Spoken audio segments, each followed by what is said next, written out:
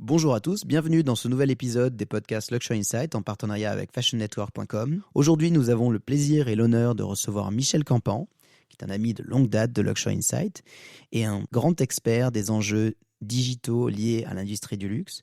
Michel est l'ancien directeur digital d'Hermès, de Lancôme et de Dior Couture. Il a ensuite créé une agence extrêmement précurseur, Same But Different, revendue depuis au groupe Dentsu. Michel va nous parler de l'évolution du management des marques de luxe et des nouveaux challenges aujourd'hui qu'ont à affronter les marques à la croisée des deux révolutions que sont la Chine et le digital. Bon podcast et bon voyage. Michel Campan, bonjour. Bonjour. On a une question rituelle depuis le lancement des podcasts Luxury Insight Fashion Network, c'est de savoir un peu quel était le rêve de nos invités quand ils étaient enfants ou adolescents. Pour vous, quel était-il ? Alors quand j'étais enfant, moi je viens du sud-ouest de la France, je viens de Toulouse. Mon rêve était tout simple, c'était quelqu'un de bien. C'était quelque chose qui me tenait à cœur et qui me portait. Et j'ai essayé de garder. En fait, c'est des petits fils comme ça de votre vie que vous essayez de garder pendant votre existence, qui disparaissent et que vous essayez de retrouver de temps en temps. Et à l'école, vous étiez un élève attentif, bouillonnant. Vous étiez comment ? Alors mon père disait avec une jolie formule que j'étais dans la marge. J'étais pas vraiment là. Ça m'intéressait pas. J'étais ni bon ni mauvais. Quand je décidais d'être bon, j'étais bon, mais j'étais un peu ailleurs. Je rêvais tout le temps et c'est vrai que la structure scolaire m'a jamais vraiment fasciné. Mais vous avez quand même allé assez loin justement dans le cursus scolaire. Pas tellement, j'ai fait ce que j'aimais en fait, Ouais. Ce que j'essaye toujours de faire. Moi j'ai fait les beaux-arts et j'ai fait de l'histoire, j'ai fait une maîtrise d'histoire et j'ai fait l'IFM pour chapeauter l'ensemble. Je suis monté à Paris, un peu par hasard je suis rentré dans le secteur de la mode. Secteur j'ai pas tellement aimé pour le côté paillettes, tralala, soirée, etc. Mais beaucoup pour la diversité des personnes qu'on y rencontrait. Quand on a fait un cursus en histoire, une maîtrise d'histoire, qu'est-ce qui justement mène à la mode, au luxe ? Qu'est-ce qui vous a finalement ouvert les portes de ces métiers-là ? Ouais, c'était vraiment un rêve de gamin qui arrive à Paris, enfin d'adolescent quand même, qui arrive à Paris, qui voit les grands immeubles, qui voit la place de la Concorde, et puis qui s'imagine dans une histoire qui est l'histoire de la France, avec ce qu'on a inventé depuis 2 siècles, 3 siècles, et en particulier le luxe. J'étais pas du tout destiné dans ce secteur, en termes de milieu social ou en termes de passion personnelle, mais ce qui m'a toujours un peu aidé, c'est d'essayer de porter un regard légèrement externe, un regard toujours un peu à la marge sur ce qui se passe à l'intérieur du cahier, ce qui se passe à l'intérieur de l'histoire.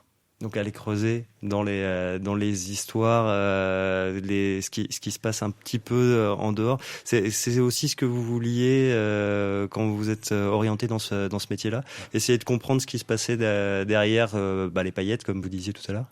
Disons qu'il y a deux choses, il y a l'anecdote et il y a l'histoire. Donc l'histoire, c'est les grandes tendances, c'est des choses qui portent des structures, qui font que nos sociétés évoluent, que les gens se comportent d'une manière différente du 19e siècle, que nos moyens de consommer, nos manières de découvrir le monde et de voyager ne sont pas les mêmes. Et les anecdotes, c'est les paillettes, c'est les choses qui font parler les gens pendant une saison. C'est tout ce qui, entre guillemets, fait la mode. C'est là où la luxe est différent de la mode. Vous le disiez, vous avez fait l'IFM. Qu'est-ce qui vous a apporté cette formation ? Qu'est-ce que vous avez appris là-bas ? En fait, j'ai appris énormément et beaucoup plus que n'importe quelle école parce que j'ai appris au fait de travailler avec d'autres personnes.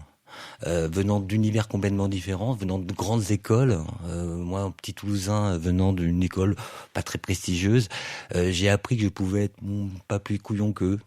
Aujourd'hui, il y a un changement à l'IFM. Il y a l'envie annoncée de devenir la plus grande école du monde en termes de mode. Vous, c'était déjà l'ambiance à l'époque ? Et c'était pas la plus grande école du monde, ça revendiquait pas. On était une toute petite promo, je crois qu'on était 30 personnes à l'époque. C'était vraiment le tout début de l'IFM. Il y avait vraiment ce côté école très particulière, hors du temps, avec des gens exceptionnels. Pas cette volonté de devenir une grande école internationale mondiale, qui est pourtant une très très très très bonne chose. Et donc moi je salue tous les efforts que fait l'IFM pour devenir la première école mondiale. Et ils le sont déjà en termes de volume, mais c'est très important pour notre pays, c'est important pour notre industrie, que l'on rayonne à travers le monde. Premier job à la sortie de l'IFM, c'était quoi ? Alors le vrai premier job, j'ai travaillé 6 mois dans une pocerie. Où ça ? une posterie qui s'appelait Almopelli, qui était une petite boutique au fin fond du sentier où fallait travailler la peau. Et ça a été un truc génial, parce que je trouve que être avec de la vraie matière, c'est vraiment une découverte incroyable et affreux en même temps parce que c'est des expériences très très difficiles. Vous allez, enfin, voilà, c'est très physique, etc. Je me suis dit bon, c'est pas fait pour moi. Mais vous y êtes quoi exactement? Ah bah je m'occupais de maintenir des pots, de compter des pots, des stocks. C'était vraiment de la gestion. La peau, c'est complexe quand vous commencez à gérer un stock de peau. Mais j'ai eu ce rapport un peu par hasard avec la matière du cuir et qui est à la fois un rapport d'amour et un rapport de haine parce que c'est super lourd à porter, c'est super compliqué et à la fois c'est une matière formidable. Je sais qu'au bout de 6 mois, je me suis dit, c'est pas fait pour moi. Et je suis rentré dans la communication et je suis rentré dans le groupe DDB. Rien à voir avec ce que je voulais faire au départ. Mais je me suis toujours dit que je reviendrais au secteur, mais que j'avais besoin de trouver quelque chose qui convienne mieux à ce que je voulais faire dans ma vie. Et pas forcément rentrer par la petite porte de la mode qui, de temps en temps, est peut-être un peu difficile. Vous faisiez quoi chez DDB? J'étais consultant. J'ai commencé comme jeune consultant sur des sujets de communication financière, des rapports annuels, des sujets de développement commercial. À l'époque, il n'y avait pas d'internet. À l'époque, on était en pur papier. Donc il y avait déjà les tableaux Excel ou pas encore? Il n'y avait pas encore les tableaux Excel. Ah. Et moi, j'ai connu même la première, la PAO, qui est arrivée dans l'agence. Avec les premiers ordinateurs, on regardait ça comme des sortes de trucs incroyables. Oui, la techno qui modifie l'industrie, ça vous l'aviez vécu? Je l'ai vu concrètement dans mon vrai premier job avec une boîte qui passe de 20 personnes à 5 personnes par l'arrivée de la PAO. Et en fait, la vraie plus-value de l'intelligence qui doit commencer à prendre sa valeur et pas uniquement le fait de vous vendre du matériel. Oui. Cette intelligence, justement, vous l'avez nourrie d'abord en agence et puis après vous êtes rentré dans le luxe chez Hermès. Qu'est-ce que vous êtes allé faire chez Hermès et comment s'est passée cette transition entre le monde des agences et une grande maison historique du luxe? Ce qui s'est passé entre-temps, il y a eu une petite chose qui est arrivée dans ma vie, c'est 95 et c'est l'arrivée d'un machin qui faisait clac, qui était le digital. L'internet qui a commencé à arriver en France en 95 et moi dans mon métier d'agence j'ai regardé ça, j'ai trouvé ça juste absolument génial et je suis allé voir ma patronne de l'époque et je lui ai dit il faut absolument faire ça, c'est trop bien et tout et j'étais un peu cinglé déjà à l'époque et en gros les gens de la profession ne comprenaient pas, disaient que c'était quelque chose qui restait de l'informatique, c'était pas quelque chose qui devait aller plus loin que l'informatique, voilà. Donc j'ai monté ma première boîte en 95 qui était une première boîte de digital où j'ai appris mon métier de digital pendant 5 ans jusqu'au début des années 2000 en créant une agence de digital, en faisant des premiers sites et c'était vraiment préhistorique, au monde des cavernes, mais commencer à faire les premiers codings, etc. C'était la naissance de la CNIL, la naissance des premiers rapports avec les emails et tout. Complètement bricolage et tout. Et en 99, il y a eu un vraiment moment particulier de ma vie avec une rencontre avec un monsieur exceptionnel qui s'appelait monsieur Jean-Luc Dumas et qui était président d'Hermès, gérant d'Hermès. Je suis resté 3 heures dans son bureau, on s'est assis par terre, j'ai parlé de ma ville de cœur, ma ville préférée au monde qui est Essaouira, et je suis resté 2 heures à parler de boîte en touya Essaouira, lui il me parlait de cuir, on a parlé de tout sauf de digital, et puis au bout de 2 heures, 3 heures, il m'a dit viens chez Hermès, viens faire quelque chose, on en parlera, on va voir ce qu'on va faire, mais on va faire quelque chose. Ça permet d'arriver sur quelque chose de complètement nouveau dans la maison, j'imagine. Mais avec un certain appui quand Monsieur Dumas vous dit viens pour monter ça vous ouvre des portes. Ouais, c'était lui qui savait qu'il fallait que quelque chose bouge. Les maisons avaient à l'époque, vous voyez, en 98, Lancôme allait lancer son premier site e-commerce. Les maisons sortaient des sites de vitrine. C'était encore une époque où on était dans l'idée du site vitrine. Voilà, en disant on a une belle plaquette, on va la mettre en ligne, on va faire blablabla, etc. Et moi, ce qui a été vraiment fascinant, c'est que là où j'ai démarré, quand je suis rentré chez Hermès, en fait, j'étais tout seul, et pas d'organisation, on a monté un comité de pilotage, etc. Mais ce qui était surtout, c'est que je voyais Monsieur Dumas 2 fois par semaine pour lui montrer du digital. On passait 2 heures ensemble, et je lui montrais ce que je voyais, ce qui m'intéressait. C'était des moments ultra durs, parce qu'il avait toujours des questions impossibles auxquelles je ne comprenais rien. Et il regardait toujours à la fois la vocation design d'un site, à quoi ça sert, voilà, et puis le business model. Et il posait énormément de questions sur les business models. On était dans une époque où on sortait aussi des espèce de délire avec des bout.com, avec des investissements complètement colossaux, les premières vagues de digital absurde. Et lui se posait fondamentalement la question de qu'est-ce qu'une maison de luxe doit faire sur ce média, comment on doit lui parler, etc. Et les discussions partaient beaucoup sur les voyageurs du virtuel, sur le fait que les gens passent du temps sur un média. Les gens savent peu, mais Monsieur Dumas était un immense innovateur. C'est lui qui a créé les premières présences dans les aéroports d'une marque de luxe. Donc Hermès était un des premiers à ouvrir des boutiques en aéroport. À l'époque aussi, tout le monde disait que c'était n'importe quoi. Et que c'était, mais pourquoi ça va dévaloriser la maison, etc. Et lui, sa vision était très simple. C'était une vision de dire, à partir du moment où les gens passent du temps quelque part, c'est intéressant qu'on leur fasse une proposition. Ensuite, la proposition n'est pas forcément la même en fonction de l'endroit où on se trouve et voilà, dans le monde. Et on a appliqué la même logique au digital. C'est-à-dire qu'au bout de 6 mois, il a vraiment eu cet insight assez fort de me dire, voilà, mon métier c'est de faire des beaux produits, les vendre dans des beaux magasins, donc tu vas me faire un beau magasin. Vous, quand vous êtes arrivé dans une maison où il n'y avait pas de digital finalement. Il y en avait beaucoup à l'époque. Oui. Faut pas. Mais comment vous êtes imposé j'imagine que la culture maison n'était pas toujours conciliable avec ce que vous avanciez. Donc comment vous avez pu faire avancer ce projet-là ? Moi, je vais toujours chercher la racine des choses. Donc en gros, mes premiers alliés chez Hermès ont toujours été les membres de la famille, les gens qui portaient la tradition de la maison. Parce qu'en fait, le métier digital, ou en particulier le métier e-commerce dans ce cas-là, c'est quelque chose que les maisons ont toujours fait. Au 19e siècle, quand la duchesse de je sais pas quoi commandait une selle à la maison Hermès à Paris, on envoyait un monsieur qui partait livrer, faire les essayages, etc. À l'époque, c'était Monsieur Pouèche qui m'avait dit ça, qui m'avait dit, mais on n'invente rien. En fait, on transforme. Et cette manière de transformer est très importante parce on s'adresse à des personnes plus larges, on va chercher des canaux différents, on peut être beaucoup plus international. Donc on a d'immenses facteurs de transformation, mais le fond du fond, la racine, et c'est pour ça que je reviens toujours à l'histoire, c'est la même chose. En fait, j'ai un beau produit, je le présente et je le propose à la découverte de gens, soit par des communautés, soit par de l'achat, mais c'est toujours le même principe. Plonger dans la culture de la maison, plonger dans l'histoire pour adapter les nouveaux médias à cette histoire-là. Ouais, fondamentalement, je pense qu'on fabrique rien sans racines. On fabrique rien sans comprendre les vraies racines.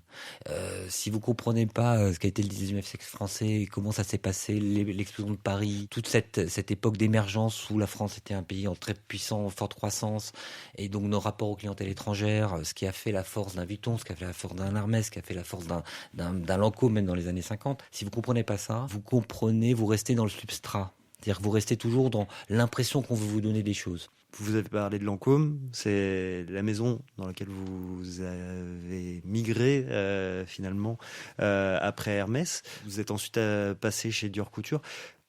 C'est cet univers du luxe dans différentes maisons. Vous êtes nourri de ces différentes cultures aussi. Vous avez vu les écarts de culture aussi entre les maisons. Oui, bien sûr, oui. Les écarts de culture sont énormes. Elles ont tous leurs avantages et leurs défauts. Il n'y a pas une maison géniale, il n'y a pas un truc génial. Ce qui est fort, c'est ce que vous faites et ce que vous amenez dans votre pierre à l'édifice par rapport à une industrie ou par rapport à le rayonnement de notre pays ou par rapport à des voilà. Mais c'est pas souvent, les gens cherchent la maison idéale. Et une fois qu'ils trouvent la maison idéale, ils y restent pendant 40 ans. Voilà, et c'est fini. C'est pas ça qu'on cherche. Et ce qu'il faut chercher, c'est qu'est-ce que vous voulez amener. Moi, le projet, l'histoire. Moi, j'ai quitté Hermès au départ de Monsieur Dumas. C'était pour moi une évidence. J'ai eu l'honneur de travailler pour Odile Rougeole. Trouver une patronne qui a mon âge, qui est complètement dingue, qui veut faire des projets dans tous les sens et qui m'a balancé en 2 minutes en Chine en disant va ouvrir le premier site e-commerce d'une marque de luxe en Chine. Bon, ça c'est drôle. Voilà. Là, on est dans quelque chose, voilà, c'est du drôle. C'est pas du travailler pour faire comme les autres. Voilà, c'est monter du projet. Justement, les projets, vous êtes amusé, ça se voit dans le parcours que vous avez eu. Chez Lancôme, vous avez lancé un parfum sur un site réseau social à l'époque qui s'appelait Second Life. Vous avez lancé du brand content chez Dior Couture avec la campagne Lady Noire.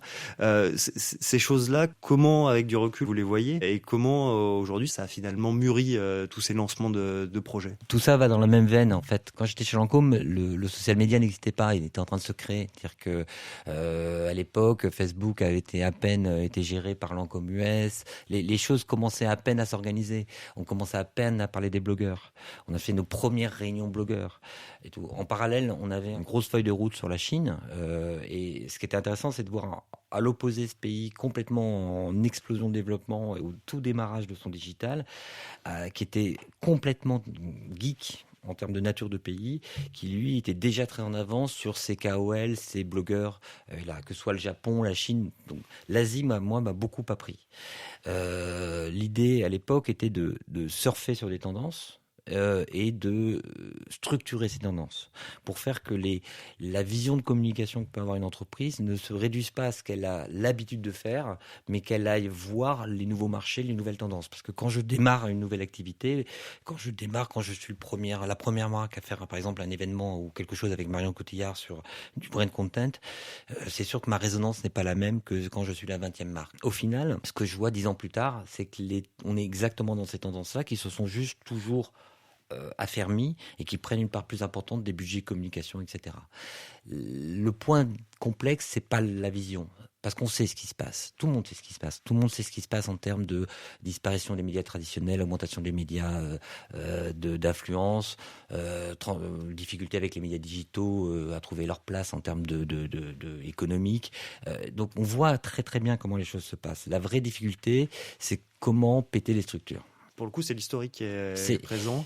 C'est pas l'histoire, je dirais que non. Alors pour moi, c'est pas l'histoire. Ça, c'est la méta-histoire qu'on a rajoutée. On a l'histoire d'origine qui est le fondateur, pourquoi il l'a fait, comment, c'est quoi notre rapport à Paris. Quand je parle d'Hermès, c'est quoi notre rapport à Paris quand je parle de marques comme Christophe, là qui sont vraiment des marques créées autour de cette révolution industrielle à Paris. Ça, c'est nécessaire. Mais derrière, les structures quand elles grossissent. Jean-Louis Dumas avait un terme très très joli qui est il ne faut pas quand en parlant d'une entreprise, il ne faut pas grossir, il faut grandir. Et en fait, les marques, les maisons, les entreprises, quel que soit le secteur, quand elles commencent à devenir des entreprises de grande taille parce qu'elles elles ont fonctionné, elles commencent à fabriquer des silos, elles commencent à faire du gras. Elles commencent à faire des structures qui fonctionnent entre elles-mêmes, des réunions pour faire des réunions, des reportings pour faire des reportings, etc., qui n'ont aucun effet sur le marché, etc. Et avec des gens qui ne vont jamais voir un client, qui ne vont jamais dans une boutique. Et voilà. Donc c'est ça que le digital détruit. Le digital doit détruire ça. Si le digital lui-même devient une nouvelle forme de gras, ça devient un problème. Après Dior Couture, vous êtes retourné vers l'entrepreneuriat en montant une nouvelle structure. Pourquoi vous avez eu envie de repartir en tant qu'entrepreneur ? Alors moi, c'est parti de quelque chose de très très simple. Quand j'étais client chez Lancôme, même chez Dior, j'avais des super partenaires, je travaillais vraiment bien avec eux, des très belles équipes externalisées, internalisées et tout. Mais le problème fondamental, c'est que j'avais des questions dans mes feuilles de route, dans mes projets basiques, comme développer ta présence en Chine et tout, et il y avait personne. En même temps, sans être un super intello, mais en lisant 3 journaux par semaine, on s'aperçoit que y a quand même une explosion de la clientèle chinoise. Là, on est actuellement à 32% dans le secteur du luxe, on sera à 50% dans 10 ans. Donc mon insight, c'était de dire, il faut faire. Le sujet, c'est la coordination. Le sujet, c'est pas tellement d'être capable d'être gros en France ou gros en Chine, mais c'est d'être petit en France, petit en Chine, d'être très souple et d'être capable de coordonner entre les deux. Donc je suis parti à Shanghai, j'ai monté la première agence française à Shanghai qui s'appelait Same But Different. Et en fait, le couple Paris-Shanghai a très très bien fonctionné puisque très concrètement, ce qu'on faisait, c'était d'écouter les marques en France, d'être capable de réexpliquer à des équipes en Chine, même leurs équipes à elles, et puis de revenir expliquer en France ce qui se passait, pour faire en fait ce travail de pédagogie pour que les gens comprennent. Parce qu'on parle de 2 digitales qui sont complètement différents, qui fonctionnent pas à la même vitesse, qui n'ont pas les mêmes outils. Il n'y a rien de très complexe, mais il faut juste prendre le temps de l'expliquer. Et les gens sont dans les postes de direction sont dans une telle pression en termes d'objectifs, et c'est déjà, ça les intéressait pas tellement à l'époque de savoir qu'est-ce que c'est un follower sur Facebook. Déjà, c'était complexe de les faire rentrer sur cette partie-là. En plus, arriver avec un Weibo, un WeChat et tout le tralala, c'était encore plus compliqué. Donc c'était le pari et le succès de cette boîte, c'était vraiment cette structure de coordination entre Paris et la Chine. Les échanges justement Paris-Chine, Vous étiez aussi sur les US, mais voilà, cette discussion, vous l'avez vu évoluer dans les groupes avec lesquels vous avez travaillé. Vous avez vu que les mentalités ont avancé en une dizaine d'années. Qu'est-ce qui a fondamentalement changé sur ces questions de compréhension des... Tout a changé. Ah ouais, franchement, tout a changé. Au début, tous mes potes me prenaient pour un cinglé en disant mais pourquoi la Chine et tout. Bah, juste parce que tu vas dans tes boutiques, tu vas voir que tu as des clients chinois. Après, si tu décides de pas leur parler, c'est pas grave. Tu peux décider de ne garder que des clients japonais ou des liens. Mais quand même, basiquement, quand tu as un pays d'1,4 milliard de personnes avec, je sais pas, 300 millions de personnes capables d'acheter des produits de luxe, que c'est le pays en plus fort développement et que ce pays-là a un digital entièrement nouveau et que ce pays n'a pas de médias classiques, il n'y a pas du tout les couvertures que nous on a connues en France ou aux États-Unis avec des journaux, avec des groupes de presse et tout. C'est beaucoup plus hétérogène et c'est surtout beaucoup plus digital. On n'est pas en train de parler de 20% d'une distribution qui passe par le digital, on est en train de parler de 90%. Donc si votre équipe et vos structures ne sont pas 100% digital et ne pense pas digital depuis le départ. C'est-à-dire la pensée digitale, c'est pas une pensée linéaire, c'est pas une pensée top-down, c'est pas une pensée dans laquelle j'ai un brief et une réponse. C'est une pensée de test and learn. C'est une pensée où je lance 10 projets, je les monitore, je regarde ce qui marche, je regarde ce qui marche pas, je coupe ce qui marche pas, j'investis plus dans ce qui marche. Mais ça veut dire d'être capable de travailler en permanence dans cette remise en question et de ne pas avoir de certitude. Aujourd'hui, les grands groupes de luxe en tout cas, ont les moyens pour être structurés de ce côté-là. Est-ce qu'ils sont mûrs ou pas encore ? C'est pas une question de moyens. C'est absolument pas une question de moyens parce que basiquement ça coûte moins cher que le classique. C'est simplement une question de mental, d'une question de point de vue mental. Comment vous projetez votre activité ? Quand les gens ont peur de ces transformations. Et on vit actuellement des transformations très très fortes qui vont avec des pans d'innovation incroyables qui arrivent, avec des clivages des sociétés très forts, avec des emprises des voyageurs encore plus forts. Donc on est dans une société qui ressemble à rien par rapport à il y a 10 ans, qui s'est vraiment transformée. Là où on disait il y a 10 ans les gens vont tous être sur leur portable, maintenant ils sont tous sur leur portable. And so what ? Qu'est-ce que vous faites ? Concrètement, comment vous faites pour leur fabriquer des tunnels de communication, pour parler avec eux ? Comment vous faites quand ils arrivent dans votre boutique pour que vos vendeurs aient des outils pour travailler avec eux ? Comment vous faites ? Voilà. Toutes ces questions-là sont des questions qui les marques ont complètement les moyens d'y répondre, mais souvent elles sont pétrifiées dans quelque chose de terrifiant qui s'appelle des silos. Vous avez des souvenirs de choses qui ont été lancés, qui sentaient bon et finalement qui n'ont pas fonctionné dans le secteur? Il y a des dizaines. La plupart du temps, quand on parle de test and learn, on est plus dans de l'activation, donc on est plus de dire tiens, je vais faire telle offre, etc., etc. C'est plus la méthode qui manque. C'est-à-dire qu'en fait, les gens se projettent toujours sur ils attendent le messie. Ils attendent la grande idée. Ils attendent le produit génial, le nouveau lancement. Tiens, j'ai fait ma nouvelle collection, tout le monde. Mais plus personne n'en a rien à faire de la nouvelle collection. Plus personne n'en a rien à faire du nouveau produit. Il y a tellement une multiplication des messages, multiplication des marques, multiplication des produits. Il y a eu tellement d'argent investi dans ce secteur. Et ce secteur est devenu un secteur de masse. C'est-à-dire que la fabrication des grands groupes, tout ça est très récent. Ça date d'il y a une trentaine d'années. Donc au final, les gens ont tellement investi sur ce sujet-là que le client final, il s'intéresse à plus rien. Et il faut revenir à une énorme simplicité. C'est qu'est-ce que je fais ? C'est quoi le cœur de mon métier ? Quand Jean-Louis Dumas me briefait en disant « Je fais des beaux produits, je les vends dans des beaux magasins, tu vas me faire un e-commerce », c'était il y a 19 ans. 19 ans, on est compte. Mais il avait une vision pure de sa marque. Il n'était pas dans « ma marque est française, ma marque elle est dans la tradition », tout ça c'est des mots. Et il était dans... Je suis un vendeur, j'ai un magasin, je fabrique un beau produit, je le mets dans un beau magasin. Et ça, c'est absolument stratégique. Écoutez la plupart des gens qui vous parlent des marques, ils vont vous parler de rêve, de storytelling, tout ça, c'est formidable. Mais leur vrai métier, quel est leur vrai métier ? Est-ce qu'ils sont parfumeurs ?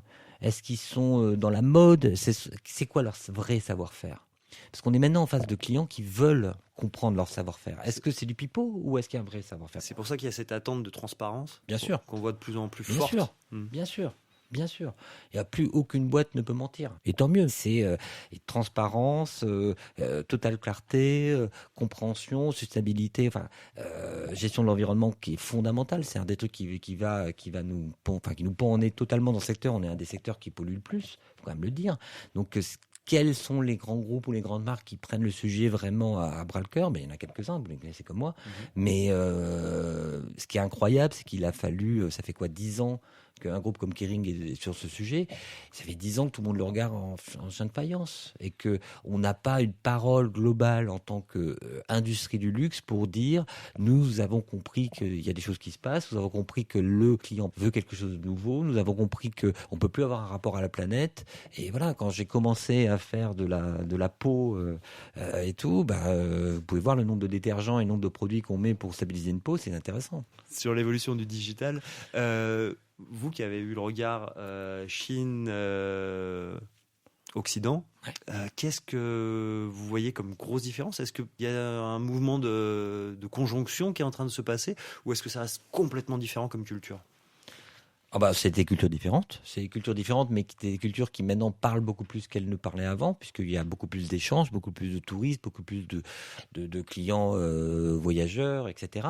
Il y a beaucoup plus d'interactions dans le monde. Le digital aussi a amené ça, bien sûr. Mais les cultures sont fondamentalement différentes. Et surtout, ce qui est en train de se passer, c'est un basculement de nos plaques tectoniques. On a vécu pendant un siècle sous domination américaine et que j'utilise le mot domination volontairement parce que l'air de rien, Facebook c'est pas français, Twitter c'est pas français, etc. Je suis pas franchouillard, mais quand je vois les gens me dire ah là là c'est quoi ces trucs chinois et tout, oui en fait tu utilises des outils américains, ça ne dérange pas. Donc quelque part on est en train de rééquilibrer entre les deux grandes plaques tectoniques, voilà. Et nous, entre les deux, on a quelques savoir-faire. On fabrique des armes, on fabrique des sacs. Moi, je trouve ça plus intéressant de m'occuper des sacs ou des parfums.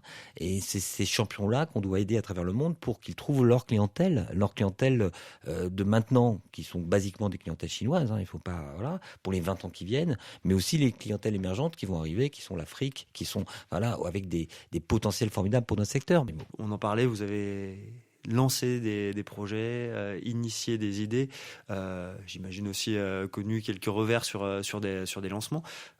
Les champs de prospection aujourd'hui, vous parliez de Weibo tout à l'heure, on voit que des acteurs comme Instagram sont en train d'évoluer pour changer leur modèle. Les champs de prospection, quand on est une marque, on peut aller vers quoi finalement pour mieux parler à son client, pour mieux communiquer avec lui ? Alors, c'est revenir au basique, très très très basique. Déjà partir un mois en Chine, regarder ce qui se passe, parce que là vous verrez où va le monde pour les 20 ans qui viennent. C'est pas compliqué. La première chose que vous voyez, c'est la vitesse. La multiplication des messages, c'est-à-dire que là où j'étais sur 15 messages, je passe à 300 messages. C'est-à-dire qu'en gros, une pollution de l'esprit énorme qui se développe. Donc, quand il se développe un mouvement, il y a toujours un contre-mouvement. Donc, vous avez un autre mouvement de j'ai besoin de plus de stabilité, plus de prise en charge de mon mental, etc., etc. Très intéressant pour les marques de luxe parce que nous, c'est ce qu'on cherche. On cherche à créer ce temps et cette envie-là. Donc, comment on s'inscrit là-dedans ? Vous voyez l'énorme tendance, énorme problème de la pollution, parce que vous arrivez dans un pays extrêmement pollué, mais qui est très très volontariste et qui fait beaucoup de choses.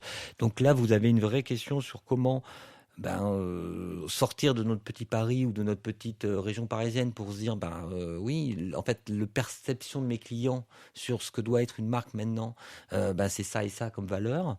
Et puis surtout d'arriver à travailler en fluidité, d'arrêter de travailler en hiérarchie. Je ne crois plus depuis 10 ans aux hiérarchies, je ne crois plus depuis 10 ans à la structure pyramidale, je crois au groupe, je crois à la souplesse, je crois au mode projet. Ça semble très très idiot, mais je pense que ce qui est intéressant, c'est d'avoir des projets et pas tellement de fabriquer des sortes de monuments de personnes qui ont peur.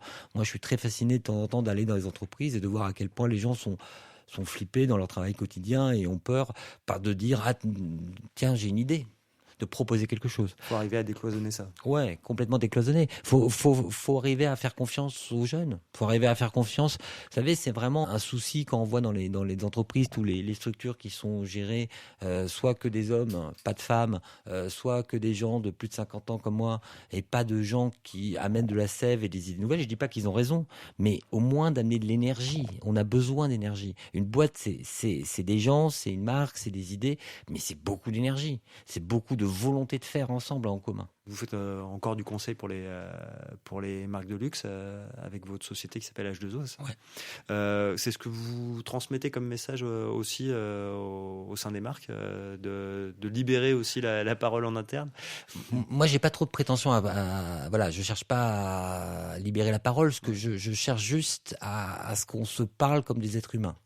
Et que au-delà des mots, au-delà des choses qu'on pose par habitude, j'ai la chance de pouvoir faire ce que je veux et ce qui est un luxe incroyable.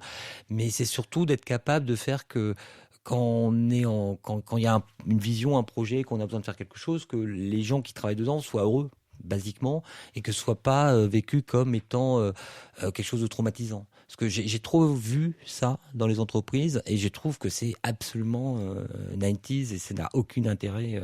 Voilà. Quand vous parliez tout à l'heure d'Instagram et sur le changement de business model et tout, bah, ça fait 5 ans qu'on voit très bien, ils sont en train de copier WeChat et ils le disent, donc il y a aucun, il y a pas de doute sur à ça.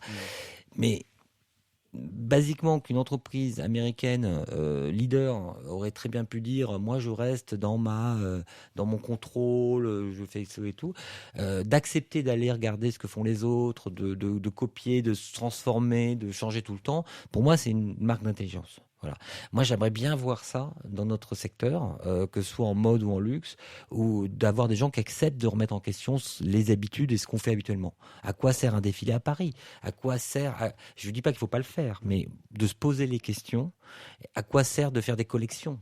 Est-ce que ça a encore un sens de faire des collections avec des rythmes même là, ça rend fou les créateurs. Vous avez des créateurs qui sont obligés de faire 8, 10, 12 collections par an, ça n'a plus aucun sens. C'est absurde. Et ce que cherchent les gens, c'est plus ça. Ils veulent des niches, ils veulent des expériences, ils veulent découvrir une collection pour eux, une collection qui a été pensée pour leur communauté. Ils pensent en communauté. Donc comment on peut se rapprocher d'eux, comment on peut travailler avec des micro-blogueurs pour être capable de monter des choses avec eux. Ça, c'est assez facile, il n'y a rien de... Une fois de plus, moi, j'ai jamais l'impression d'inventer la roue, hein. Je dis des choses très, très simples. Mais c'est une remise à plat du modèle. Voilà, c'est une remise à plat du modèle. Et si on ne remet pas en place son modèle, on fait comme avant. Et comme on fait comme avant, le monde, c'est un cheval qui court, donc en fait, on n'arrive pas à le suivre. Vous êtes entrepreneur, mais aussi investisseur, vous m'avez dit. Quel type d'entreprise vous intéresse ? Quel modèle vous intéresse ? Vous dites, oui, j'ai envie d'investir là-dedans. J'imagine qu'il faut qu'il y ait quand même une philosophie derrière, un projet, un concept qui vous séduise fortement. Ouais, souvent, c'est les gens. Parce qu'en fait, je reviens sur le terme de l'humain, mais je pense qu'il ne faut pas qu'on l'oublie, parce que on sait tous qu'un business model, c'est un bout de papier, alors que la réalité, c'est l'aventure que va vivre la personne.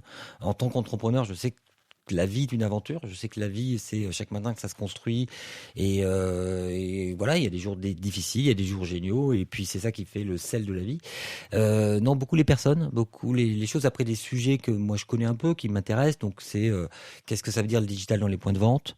Qu'est-ce que ça veut dire le digital et la data ? Qu'est-ce que ça veut dire les conséquences du digital en termes de sclérose de notre monde, développement du stress, etc. Donc, là, je pense à Wellness Wave, qui est une société que j'ai créée et que je ne gère plus, mais qui est gérée par un jeune directeur général très talentueux de 25 ans, justement. Donc, c'est vachement intéressant de voir concrètement des gens de cet âge à l'œuvre et leur manière de travailler. Il a une approche différente de la vôtre ? Complètement. Et c'est ça qui est super. C'est ça qui est très intéressant, parce que je pense qu'on est déformé dans nos modèles. On est déformé et qu'il faut avoir le courage de dire moi je fais partie d'un monde ancien où j'amène quelque chose d'ancien, donc je prends le meilleur de ce que j'amène, mais je ne cherche pas à imposer mon modèle à tout le monde, puisque ça peut fonctionner ou pas du tout fonctionner. Les boîtes qui cartonnent actuellement sont les boîtes qui ont l'ouverture managériale, qui sont cette capacité de dire je suis capable de reprendre mon business model sur une page blanche. C'est pas simple, mais beaucoup de travail et d'accompagnement. Alors. En fait, c'est pas simple parce que souvent ce sont des gros succès. Donc en fait, c'est pas simple quand la boîte fait un carton commercial et depuis des années avec un modèle. Quand vous avez des revendeurs qui vous vendent vos produits depuis des années, etc., dire d'un seul coup, je vais passer à des revendeurs digitaux où je vais faire mon e-commerce, etc., vous avez une levée de bouclier et vous avez un interne de « Ah mais on a toujours fait comme ça, nanana ». Donc il faut énormément de leadership, énormément de volonté, énormément de vision long terme. Et en même temps, juste encore une petite anecdote de Monsieur Dumas, Monsieur Dumas utilisait un terme très joli sur le jeu du Mikado. C'est-à-dire que l'entreprise, c'est comme un Mikado. Vous savez, quand vous mettez toutes les pièces, il faut être capable de déplacer chaque élément avec beaucoup de finesse sans faire tomber l'ensemble. Donc tout le travail d'un président, c'est ça. Tout le travail d'un président ou d'un investisseur, c'est d'être capable de respecter l'écosystème existant, le business existant, et de faire déplacer chaque élément avec beaucoup de délicatesse sans faire tomber l'ensemble. Et c'est absolument pas ce que la plupart du temps les gens font, où ils balayent d'un coup de main le Mikado pour changer tout le monde, où on change complètement de business model, ou alors on ne change absolument rien et on fait attention de rien faire tomber parce que ça fonctionnait très bien comme ça. Michel Campan, merci. Merci à vous. Merci à vous d'avoir écouté ce nouveau podcast Luxury Insight Fashion Network, et à très vite pour une nouvelle édition.